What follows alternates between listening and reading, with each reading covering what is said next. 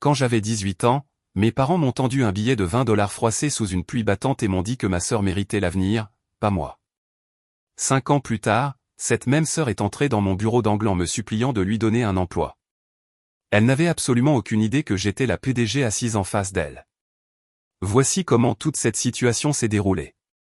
Et croyez-moi, c'est assez satisfaisant. Je suis Brooklyn, 23 ans, femme maintenant, 18 ans quand ce cauchemar a commencé. Et je dois vous ramener bien en arrière pour que vous compreniez comment nous en sommes arrivés là.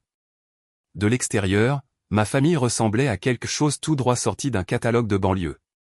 Une belle maison à Springfield avec la clôture blanche. Des parents qui travaillaient et qui se présentaient aux réunions de parents d'élèves. 2 filles qui souriaient sur les photos de Noël. Mais à l'intérieur de cette maison, il y avait une hiérarchie si brutalement évidente qu'elle aurait aussi bien pu être affichée sur le réfrigérateur au marqueur permanent avec des étoiles et des classements. Laissez-moi vous brosser le tableau complet de ce à quoi ressemblait vraiment le fait de grandir dans la maison des Blake, car chaque détail est important pour comprendre ce qui s'est passé plus tard.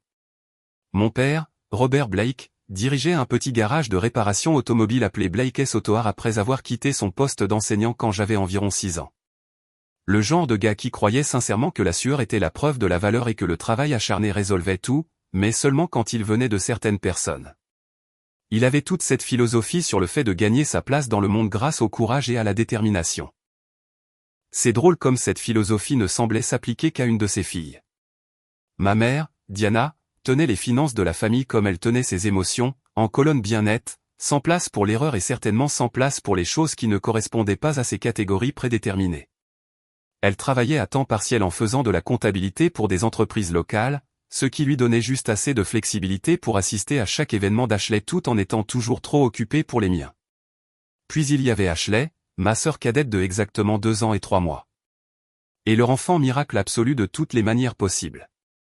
Jolie de cette manière naturelle que certaines personnes ont tout simplement. Naturellement bien parlé sans même essayer.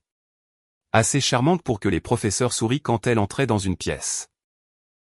Chaque compliment dans cette maison se courbait vers elle comme la lumière trouvant sa source, comme si elle avait sa propre attraction gravitationnelle qui aspirait toute l'attention positive dans son orbite.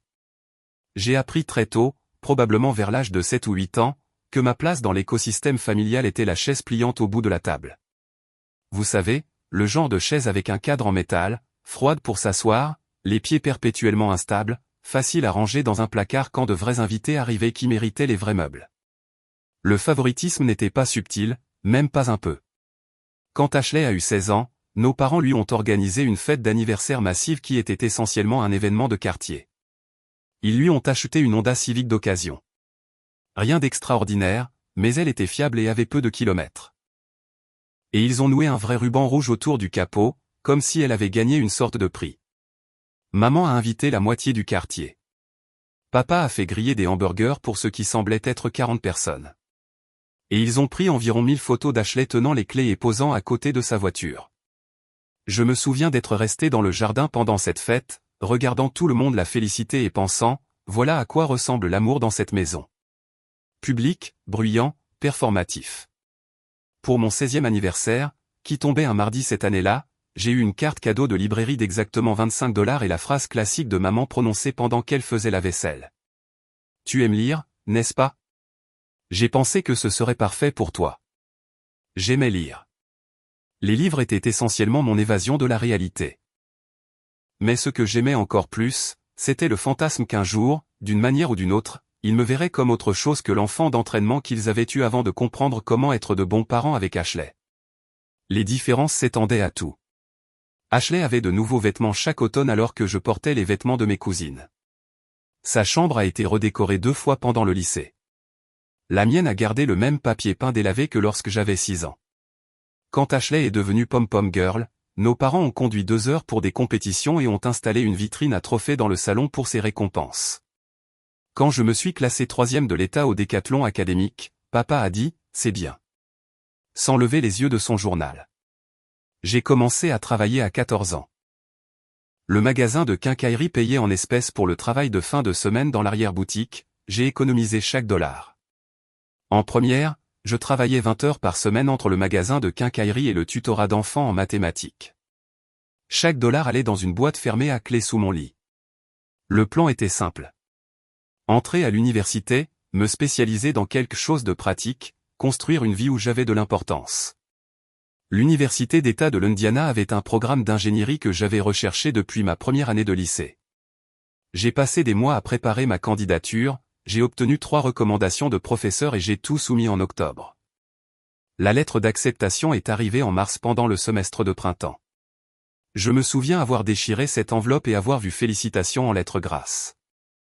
Pendant une seconde stupide, j'ai pensé qu'il serait peut-être enfin fier de moi. J'ai été accepté à l'université d'État de l'Indiana. Ai-je annoncé à mes parents dans la cuisine. Papa lisait le journal. Maman triait les factures. Ils m'ont accordé une bourse partielle. Elle couvre 60%. Je peux couvrir le reste avec un travail-études. Et papa n'a même pas levé les yeux. Nous ne pouvons pas payer 2 frais de scolarité. Juste comme ça, catégorique. Final. Maman ne s'est pas retournée. Le programme de pré-droit d'Ashley est cher. Tu devras être réaliste. J'ai travaillé pour ça, ai-je dit, ma voix se resserrant. Je peux couvrir la plupart des frais. J'ai juste besoin, alors couvre tout. A interrompu papa.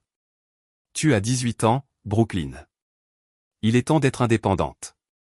Ashley a levé les yeux de son téléphone. Elle fait du cinéma.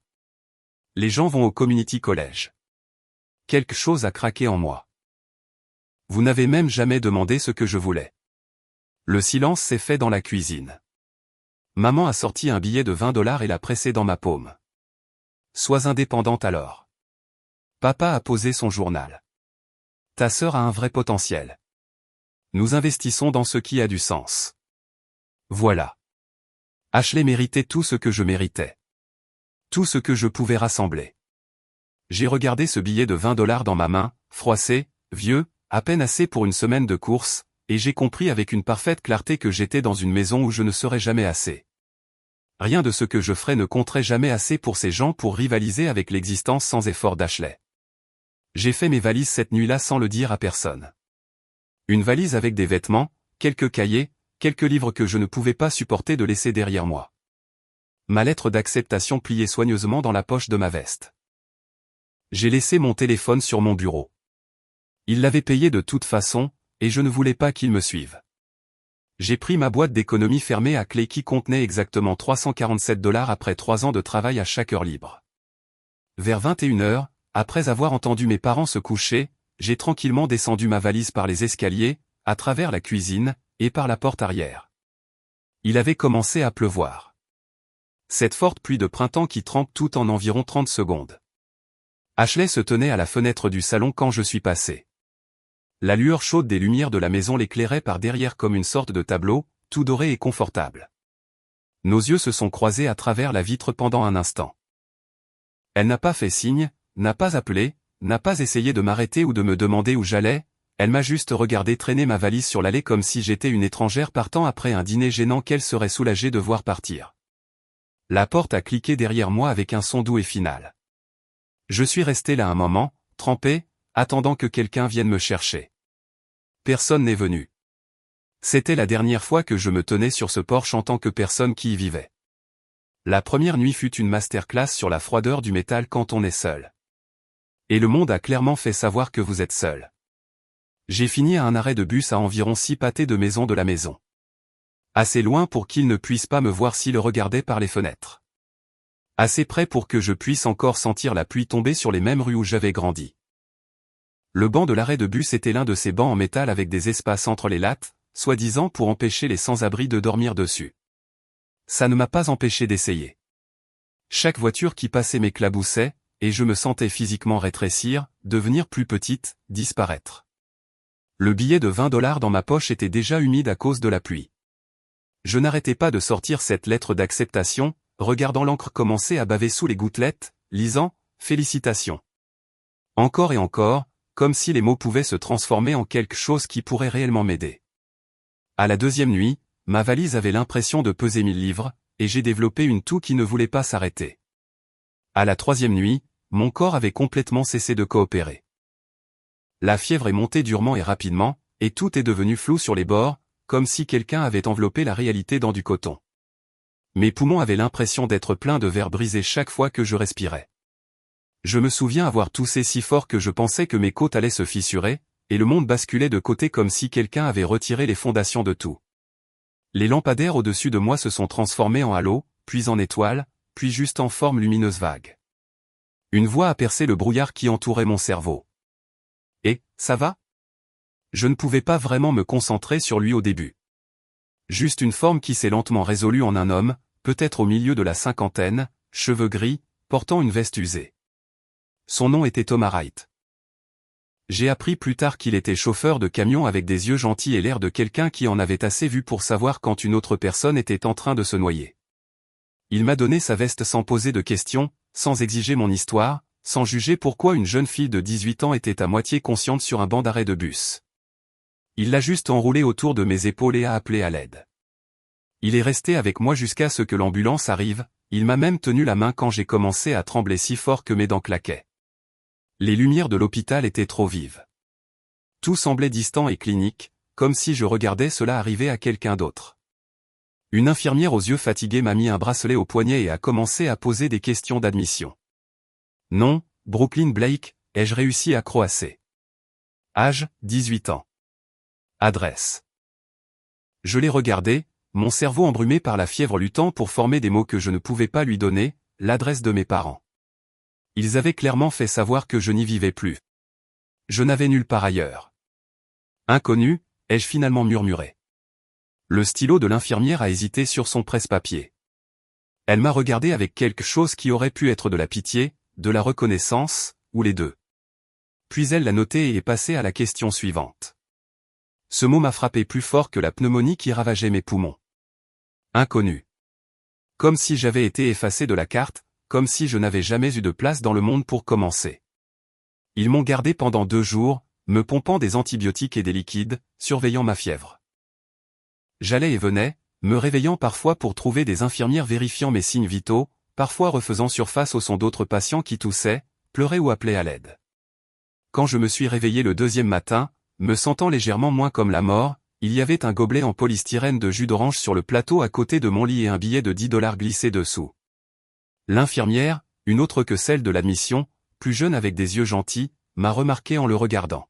« L'homme qui vous a amené à laisser ça avant de reprendre la route ?» a-t-elle expliqué doucement.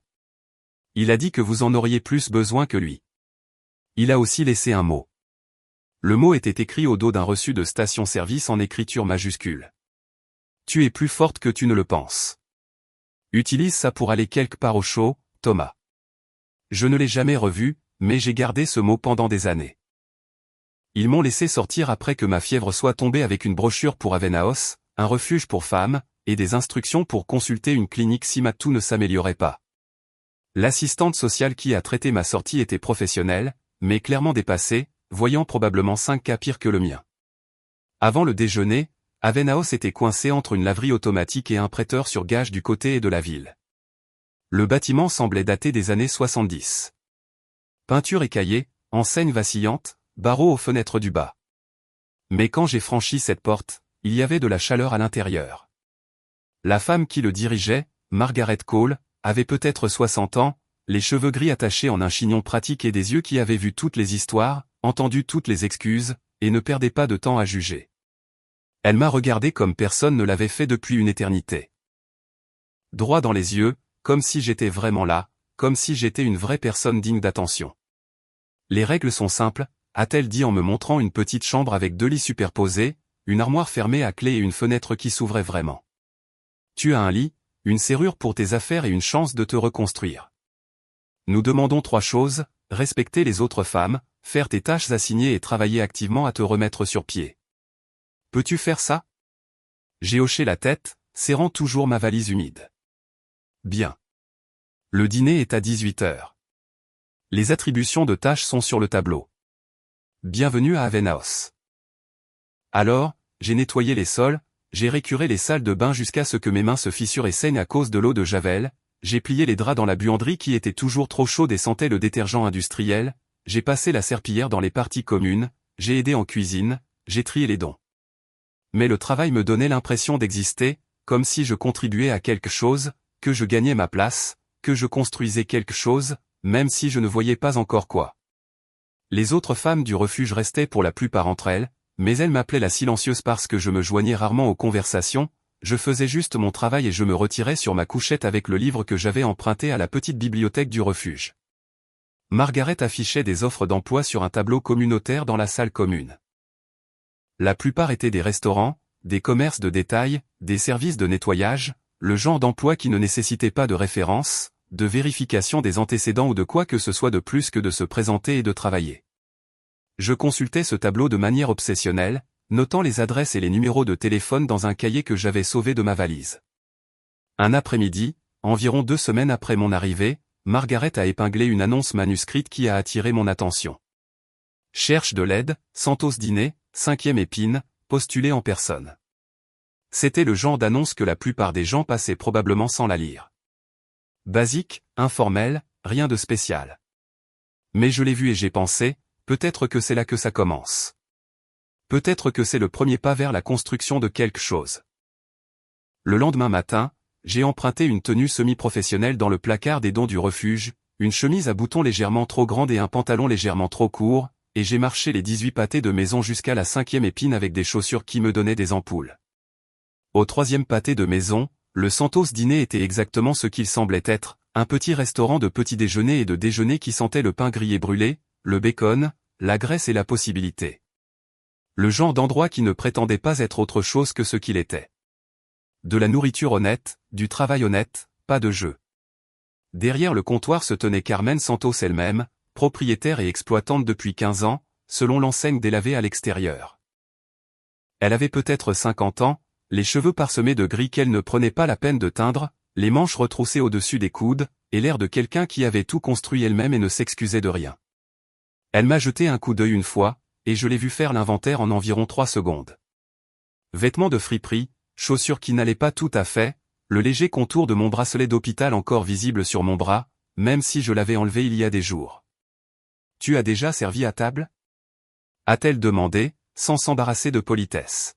« Non, madame, ai-je admis, parce que mentir semblait stupide alors qu'elle pouvait clairement lire toute ma situation rien qu'en me regardant. Mais j'apprends vite. Je travaille dur, et j'ai besoin de ce travail. Quelque chose a vacillé dans ses yeux. Peut-être de la reconnaissance, peut-être du respect pour la franchise. Elle a cherché sous le comptoir et m'a jeté un tablier qui sentait le vieux café. Bien. Commence par les bouteilles de sirop. Elles sont collantes et les clients se plaignent. Si tu tiens la semaine sans démissionner ou faire de grosses erreurs, je te mettrai sur le vrai planning, salaire minimum plus pour boire, ce qui ne sera pas beaucoup, mais c'est quelque chose. Marché conclu ? Marché conclu. Cette nuit-là, après mon premier service complet, à essuyer les comptoirs et à apprendre la différence entre des œufs brouillés et des œufs sur le plat, je me tenais à l'arrêt de bus, attendant de retourner au refuge, et j'ai réalisé quelque chose d'important. Le silence ne signifie pas nécessairement la défaite. Parfois, c'est juste le son de la reconstruction, brique par brique, avec soin. Les premières semaines au Santos Dîner se sont enchaînées de la meilleure façon possible. Mon corps me faisait constamment mal, les pieds enflés après des quarts de travail de 8 heures, les mains à vif après avoir lavé la vaisselle quand le plongeur était absent.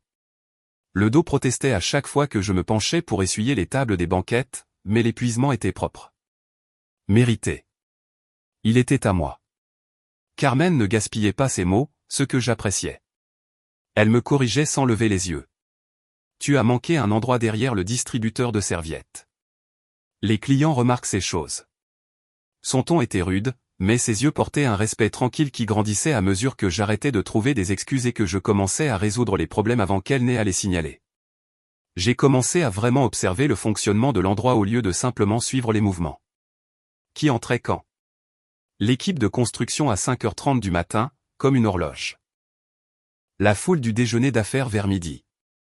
Les buveurs de café de fin d'après-midi qui tuaient le temps avant de rentrer chez eux. Quelles commandes s'accumulaient pendant les heures de pointe ? Et quelle fourniture s'épuisait en premier ?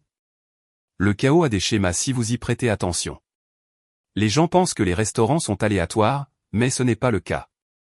Il y a des systèmes avec des flux prévisibles, et ces flux se dérèglent de manière prévisible lorsque vous ne les gérez pas correctement.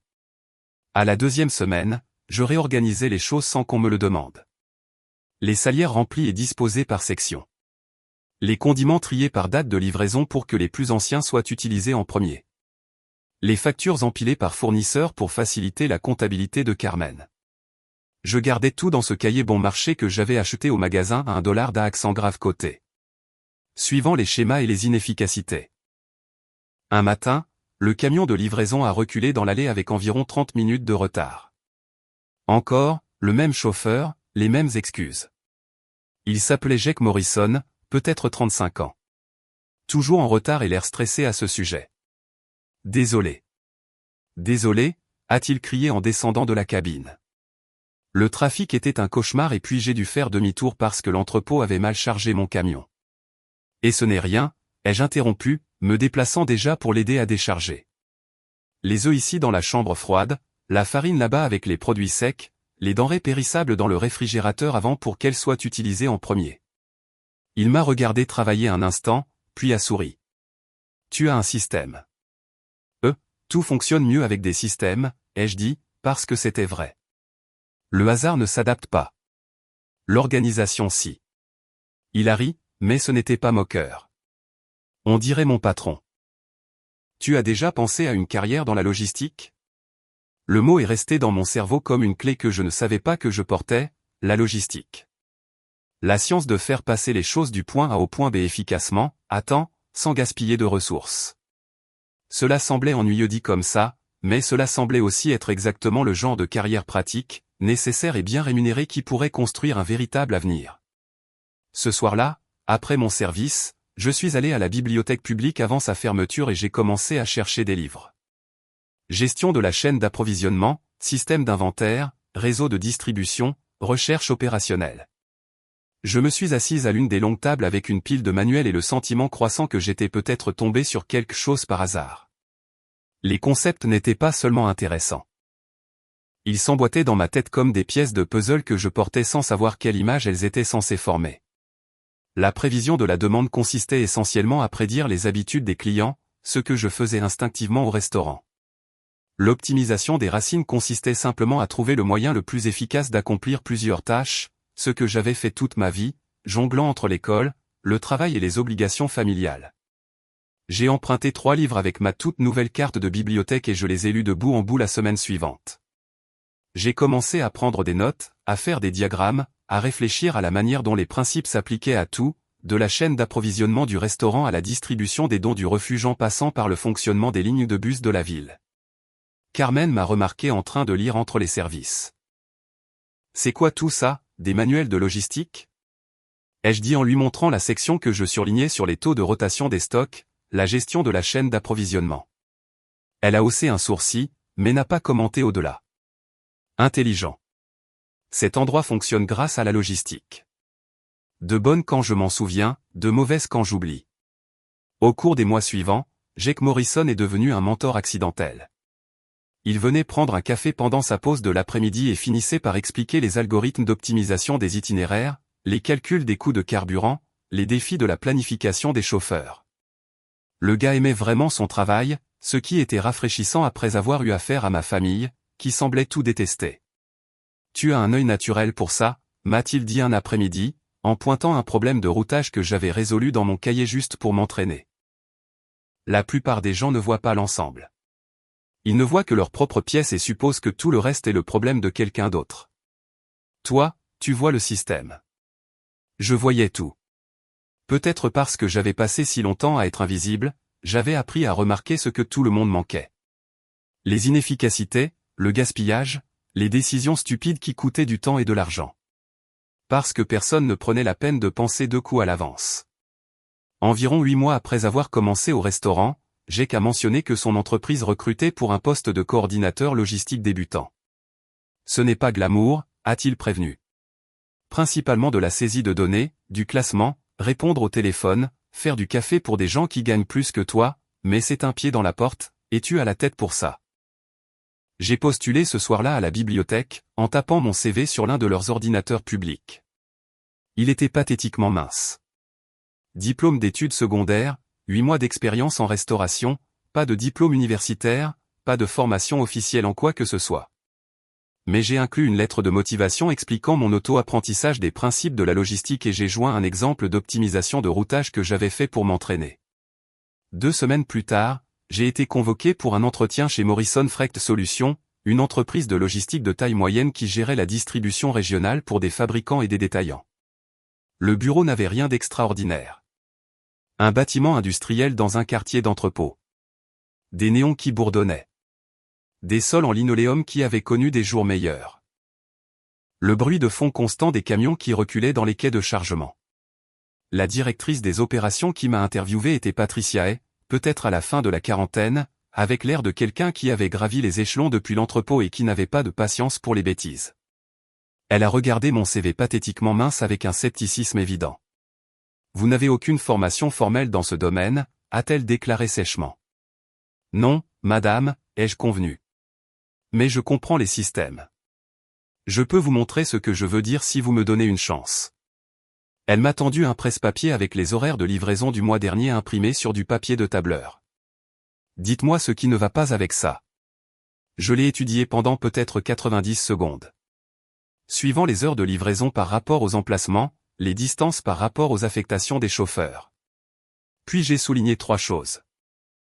2 itinéraires qui se chevauchaient de manière inefficace et gaspillaient du carburant. Une séquence de chargement qui nécessitait de réorganiser les camions en cours de livraison. Et une lacune dans la couverture pendant le trafic de pointe de l'après-midi qui leur coûtait probablement des frais de retard. Les sourcils de Patricia se sont levés. Elle a regardé le planning, puis moi, puis de nouveau le planning. Quand pouvez-vous commencer? C'était il y a 3 ans. 3 ans qui ont absolument tout changé. J'ai travaillé comme quelqu'un qui s'était noyé et avait enfin trouvé de l'oxygène. Chaque tâche était une chance de prouver que j'avais ma place. De démontrer que je pouvais penser, que je valais le salaire minimum qu'il me payait. Je restais tard, j'arrivais tôt, je me portais volontaire pour des projets que personne d'autre ne voulait parce qu'ils étaient fastidieux ou compliqués ou les deux. Non pas parce que j'essayais de lécher les bottes de qui que ce soit, mais parce que chaque problème était un puzzle, et je n'avais jamais rencontré un puzzle que je ne pouvais pas résoudre si j'y consacrais suffisamment d'attention. Les chiffres avaient un sens. Les systèmes avaient un sens. Les gens n'avaient pas toujours de sens, mais leur schéma de comportement si vous les suiviez assez longtemps. En 6 mois, j'avais repensé tout le système de routage en utilisant un logiciel d'optimisation gratuit que j'avais trouvé en ligne. J'ai fait économiser à l'entreprise environ 12% en coût de carburant et j'ai réduit les retards de livraison d'un tiers. Patricia a remarqué et a commencé à me donner des projets plus complexes, plus de responsabilités, demandant même mon avis lors de réunions avec des personnes qui faisaient ça depuis 20 ans. En 1 an, j'avais renégocié nos contrats avec les fournisseurs pour l'entretien des véhicules et réduit les coûts de 15%. J'ai trouvé un nouvel assureur qui nous a fait économiser une autre part, j'ai rationalisé nos procédures de chargement en entrepôt, j'ai commencé à former les nouvelles recrues parce qu'apparemment j'étais doué pour expliquer des systèmes complexes de manière compréhensible. Au bout de 18 mois, je gérais directement 3 comptes importants. Un distributeur pharmaceutique, un fabricant de pièces automobiles et une chaîne d'épicerie régionale. Les clients ont commencé à me demander spécifiquement lorsqu'ils avaient des questions ou des problèmes, ce qui a rendu certains des autres coordinateurs fous, mais a fait sourire Patricia. « Tu me fais bien paraître », m'a-t-elle dit après un examen trimestriel particulièrement réussi. « Continue comme ça. » J'ai continué comme ça. J'ai suivi tous les cours de certification que je pouvais me permettre et plusieurs que je ne pouvais pas, en les payant par versement et en mangeant des ramen pendant des semaines pour couvrir les frais. J'ai étudié les publications de l'industrie, j'ai suivi les stratégies des concurrents, j'ai établi des relations avec les fournisseurs, les clients et les chauffeurs. J'ai appris que la logistique ne consistait pas seulement à déplacer des boîtes du point A au point B. C'était une question de confiance. La confiance des clients que vous livrerez à temps. La confiance des fournisseurs que vous paierez les factures. La confiance des chauffeurs que vous leur donnerez des itinéraires raisonnables. C'était une question de timing, de traiter les gens comme s'ils comptaient, de construire des systèmes qui fonctionnaient même lorsque l'inattendu se produisait. 2 ans après avoir commencé mon poste de coordinatrice des opérations, Patricia m'a convoqué dans son bureau un mardi après-midi. « Je prends ma retraite l'année prochaine », a-t-elle dit sans préambule, ce qui était son style. J'ai dit à la direction qu'ils devraient promouvoir en interne, je leur ai dit spécifiquement qu'ils devraient te considérer. La promotion au poste de directrice des opérations est arrivée 3 semaines plus tard avec un salaire qui semblait absurde à quelqu'un qui avait été sans abri 4 ans plus tôt. De l'argent réel. Assez pour quitter le refuge et emménager dans un minuscule studio. Assez pour acheter des vêtements professionnels au lieu d'emprunter dans des bacs de dons. Assez pour commencer à penser à quelque chose de plus grand. Parce que voici ce que j'avais appris au cours de ces 2 années. J'étais doué pour ça. Mieux que doué. Je pouvais voir les inefficacités que les autres manquaient. Concevoir des solutions que les autres n'avaient pas envisagées. Construire des systèmes qui fonctionnaient réellement au lieu de simplement avoir l'air bien sur le papier. Et j'avais aussi appris que travailler pour quelqu'un d'autre, même quelqu'un d'aussi décent que Patricia, signifiait que mon plafond était prédéterminé. Ma croissance était limitée par la structure de l'entreprise, par les contraintes budgétaires, par les décisions prises dans des salles de conseil où je ne serais jamais invité. J'ai lancé Blueprint Logistique dans mon studio un samedi matin avec $8 000. J'avais réussi à les rassembler grâce à mes économies et à un petit prêt commercial. J'avais réussi à convaincre une banque de me le donner malgré mon manque de garantie. Le plan d'affaires était simple. Cibler les lacunes que les grands acteurs ignoraient. Les fournitures médicales qui nécessitaient un contrôle fiable de la température. Le matériel de laboratoire qui ne pouvait pas se permettre de retard. Les matériaux urgents où un retard de 6 heures signifiait des millions de pertes. Tout ce qui nécessitait une exécution parfaite au lieu d'une exécution assez bonne. Les 6 premiers mois ont été brutaux. Je travaillais à plein temps chez Morrison Frecht pendant la journée, je construisais Blueprint le soir et les week-ends. Je vivais avec 4 heures de sommeil et des sandwichs de dépanneur. Je répondais aux appels des clients à 2 heures du matin. Je coordonnais les livraisons depuis mon téléphone alors que j'étais assise dans la salle de pause de Morrison. Patricia savait ce que je faisais. Je ne le dirai pas à la direction, m'a-t-elle dit doucement un après-midi. Mais quand tu seras prête à sauter le pas, saute proprement. N'essaie pas de faire les deux. Le point de bascule est arrivé lorsque j'ai obtenu un contrat avec un réseau hospitalier régional pour gérer le transport de leurs échantillons de laboratoire. Urgent, température critique, aucune marge d'erreur. Les grandes entreprises de logistique leur ont proposé des tarifs ridicules parce que le risque était élevé. Je leur ai proposé des tarifs justes et j'ai promis une exécution parfaite. J'ai livré parfaitement pendant 3 mois consécutifs. Jamais en retard. Jamais compromis un échantillon. Je ne leur ai jamais donné de raison de douter qu'ils ont doublé leur contrat. C'est à ce moment-là que j'ai quitté Morrison Frecht et que je me suis lancé à plein temps avec Blueprint. Patricia m'a organisé une fête de départ dans la salle de pause avec un gâteau en feuilles et du soda de marque distributeur. Tu vas faire des choses incroyables, m'a-t-elle dit, et elle le pensait. Reviens me recruter quand tu auras besoin d'une consultante. Blueprint a grandi plus vite que je ne l'avais prévu. Les clients aimaient que nous répondions réellement au téléphone à 23 heures lorsqu'ils avaient des urgences. Ils aimaient que les livraisons arrivent exactement à leur promise. Ils aimaient que les problèmes soient résolus avec des solutions au lieu d'excuses. En 1 an, j'avais embauché mes 2 premiers employés, tous 2 d'anciens magasiniers qui étaient plus intelligents que quiconque ne leur en donnait le crédit et qui avaient juste besoin que quelqu'un leur donne une chance. En 2 ans, nous avions décroché 3 contrats importants avec des entreprises manufacturières. En 3 ans, nous réalisions un chiffre d'affaires annuel de $2 millions. À la 4e année, j'ai dû déménager les opérations de mon appartement à un véritable bureau avec un entrepôt. J'ai dû embaucher un vrai directeur de bureau, un répartiteur dédié, de vrais gestionnaires de compte. J'ai dû apprendre à être une patronne au lieu d'être simplement une travailleuse douée pour les systèmes. À la 5e année, ce qui nous amène à environ 3 semaines, Blueprint Logistique avait un bureau dans un immeuble décent du centre-ville, 20 employés et des contrats avec des clients dans 3 États. Nous venions de décrocher notre plus gros contrat à ce jour, un contrat de 3 ans avec ce même réseau hospitalier qui nous avait donné notre chance au début, maintenant étendu à la gestion de toute leur distribution de fournitures médicales. J'ai gardé 3 choses encadrées sur le mur de mon bureau. Le bracelet d'hôpital qui indiquait inconnu sous adresse, le billet de $20 que ma mère m'avait donné, et le premier contrat important de Blueprint Logistique. Ils étaient là comme des rappels, non pas du chemin que j'avais parcouru, mais de ce que j'avais construit à partir de littéralement rien. L'appel est arrivé un lundi matin fin avril. Ma directrice de bureau, Nina Torres, a frappé à ma porte avec un CV à la main et une expression qui suggérait qu'elle avait trouvé quelque chose d'intéressant. J'ai une candidature pour le poste de coordinateur de compte. Solide expérience, 3 ans en relations publiques et communication. Une certaine expérience de coordination logistique à son dernier emploi. Les références semblent solides. Son nom est Ashley Blake. L'air est devenu différent, lourd en quelque sorte, comme si la pression atmosphérique avait chuté de 10 points en 2 secondes. J'ai gardé une voix complètement égale. Prévoyez-la pour mardi. Na a hoché la tête et est parti. Et je suis resté assise là, fixant ce nom sur l'entête du CV. Ashley Marie Blake. La même date de naissance que je me souvenais. Dernier employeur connu était une agence de marketing à Springfield, la même ville que j'avais quittée il y a 5 ans, avec une valise et une lettre d'acceptation humide. Cette nuit-là, je n'ai pas pu dormir.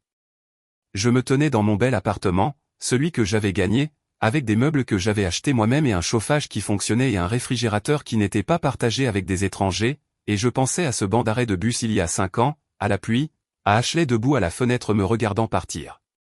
5 ans que j'avais passé à me construire en quelqu'un qui ne pouvait pas être effacé. Et maintenant, elle venait à moi, demandant une chance. La symétrie était presque trop parfaite. Mardi est arrivé avec de la pluie, douce et régulière contre les fenêtres du bureau. Je suis arrivé tôt. J'ai redressé des papiers sur mon bureau qui n'avaient pas besoin d'être redressés. J'ai ajusté les cadres sur mon mur et j'ai essayé de me préparer pour une conversation qui se préparait depuis 5 ans. À 9 heures précises, Na a frappé une fois. Elle est là. Faites-la entrer. Le bruit des talons sur le sol poli. Cette même démarche confiante que j'enviais quand elle arpentait le couloir de notre maison à Springfield, absorbant l'attention de nos parents comme la lumière du soleil. La porte s'est ouverte et Ashley est entrée. Elle avait l'air plus âgée, pas dans le mauvais sens, juste différente de l'adolescente dont je me souvenais. Professionnelle, soignée, coiffée comme maman le faisait avant les concours de débat d'Ashley, un tailleur noir qui coûtait probablement plus que mon premier mois de loyer, portant un porte-documents en cuir assorti à ses chaussures. Elle a souri poliment. Le genre de sourire que l'on donne aux étrangers que l'on essaie d'impressionner. Bonjour. Merci de me recevoir. Bonjour, ai-je répondu d'un ton égal. Veuillez vous asseoir. Elle ne m'a pas reconnu. Bien sûr, elle ne l'a pas fait. La dernière fois qu'elle m'avait vu, j'étais une jeune de 18 ans trempée traînant une valise sous la pluie. Maintenant, j'étais assise dans un bureau d'angle, portant des vêtements professionnels, du maquillage, une coiffure différente de celle que j'avais jamais portée en grandissant. 5 ans et un contexte complètement différent. Pour elle, j'étais juste une autre intervieweuse. Un autre obstacle entre elle et ce dont elle avait besoin. Na a fait la présentation officielle, complètement inconsciente qu'elle narrait une réunion de famille déguisée en réunion d'affaires. Madame Blake, voici Madame Brooklyn Blake, fondatrice et PDG de Blueprint Logistique. J'ai regardé le visage d'Ashley alors que le nom s'enregistrait. Le sourire professionnel a vacillé. Un léger tremblement a parcouru ses mains alors qu'elle ajustait son porte-documents. Ses yeux se sont écarquillés, puis sont devenus confus, puis choqués alors que les pièces s'assemblaient. Blake. A-t-elle fait écho doucement, comme si elle testait si le mot pouvait éventuellement signifier ce qu'elle pensait qu'il signifiait. J'ai désigné la chaise en face de mon bureau. Commençons. Pendant les 10 minutes suivantes, je l'ai laissé faire son discours préparé. Elle a parlé de son expérience en communication, de ses compétences en gestion de projet, de sa capacité à coordonner entre différents services. Chaque mot était répété, peaufiné, le genre de présentation qu'elle avait probablement donné dans ses cours à l'université. Je n'ai pas interrompu, je n'ai pas réagi, je l'ai juste laissé parler pendant que je prenais des notes et que je la regardais réaliser lentement à qui elle parlait. Ses yeux n'arrêtaient pas de dériver vers le mur derrière moi. Vers ces 3 cadres, le bracelet d'hôpital, le billet de 20 $, le contrat. J'ai vu le moment exact où la pleine reconnaissance l'a frappé. La couleur a quitté son visage. Ses mains ont commencé à trembler légèrement. Parlez-moi d'une fois où vous avez géré un conflit, ai-je dit. D'une voix professionnellement neutre. Elle a hésité, déstabilisée. Eh bien, dans ma dernière entreprise, il y a eu un différend sur l'attribution des ressources. J'ai dû prendre des décisions difficiles sur qui avait accès à quoi. J'ai essayé d'être juste, de m'assurer que tout le monde recevait ce qu'il méritait en fonction de ses contributions. Je me suis légèrement penché en avant, les coudes sur mon bureau. L'équité? C'est un concept intéressant. Que signifie l'équité pour vous, Madame Blake? Elle a croisé mon regard, et je pouvais la voir lutter pour maintenir la façade professionnelle, tandis que son cerveau criait qu'elle était assise en face de sa sœur, qu'elle avait vue partir il y a 5 ans. Cela signifie donner à chacun une chance égale basée sur le mérite, a-t-elle dit avec précaution. Tout le monde, ai-je répété. Ou seulement certaines personnes, son souffle s'est coupé. Tout le monde, a-t-elle murmuré. Tout le monde mérite une chance équitable. Un traitement égal, peu importe qui ils sont ou quel potentiel quelqu'un pense qu'ils ont. Elle a hoché la tête, incapable de parler. Je me suis adossé dans mon fauteuil. Philosophie intéressante. Dites-moi, Madame Blake, d'après votre expérience, à quelle fréquence les familles pratiquent-elles réellement cela? Brooklyn, a-t-elle murmuré, et entendre mon nom de sa bouche était surréaliste. Nous sommes ici pour discuter de vos qualifications, ai-je dit d'un ton égal. C'est un cadre professionnel. Restons professionnels. Pendant un long moment, elle n'a pas pu parler. Ses mains tremblaient maintenant alors qu'elle fermait son porte-document. Je ne savais pas, maman et papa ont dit que tu étais juste parti, que tu avais choisi de partir. J'ai choisi de partir. Ai-je convenu? Après que vos parents aient très clairement fait savoir qu'il n'y avait pas de place pour moi dans un avenir qu'ils construisaient autour de vous. Des larmes ont commencé à se former dans ses yeux. Il parle de toi parfois, dernièrement plus souvent. Il regrette ce qui s'est passé. Je l'ai étudié. Chaque détail de l'ancienne hiérarchie se rejoint dans mon esprit avec une parfaite clarté. Ses fêtes d'anniversaire et mes cartes cadeaux. Sa Honda Civic et mon banc d'arrêt de bus, ses dîners de célébration et mon bracelet d'hôpital marqué inconnu. Je suis sûr qu'il le regrette, ai-je dit doucement.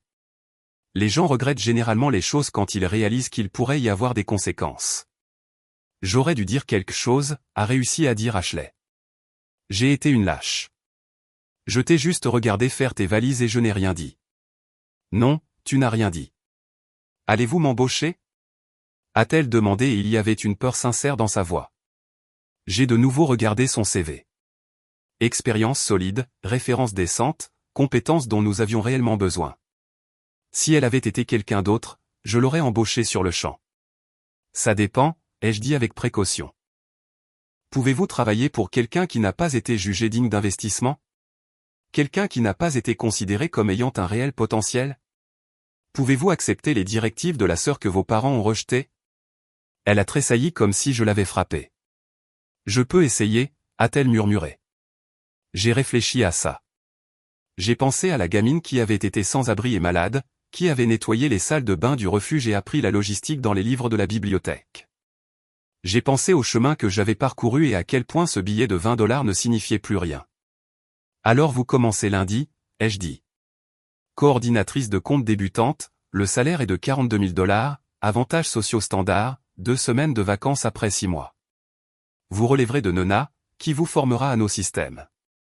Nous attendons du professionnalisme, de la compétence et la capacité de suivre les procédures établies.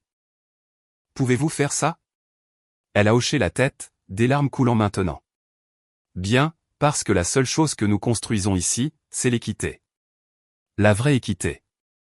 Celle où tout le monde est réellement jugé sur son mérite au lieu de son potentiel ou de son charme ou de qui les aime le plus. Quand elle a quitté mon bureau 20 minutes plus tard, après que nous ayons passé en revue la logistique réelle de son emploi, Nona est revenue, l'air confuse. Alors, on l'embauche? Vous êtes sûr? J'ai jeté un coup d'œil à ces 3 cadres sur mon mur. Tout le monde mérite une chance. Même les personnes qui vous en ont autrefois refusé une. Ce soir-là, après que tout le monde soit parti, je me suis tenu à ma fenêtre, regardant les lumières de la ville. Mon téléphone a vibré. Un texto d'un numéro de Springfield que j'ai reconnu même si je ne l'avais pas enregistré. Maman, Ashley nous a parlé de son nouveau travail. Nous aimerions te parler. J'ai regardé ce message pendant un long moment. Puis j'ai répondu, il n'y a rien à dire. J'ai une entreprise à gérer. Elle a essayé d'appeler. J'ai refusé.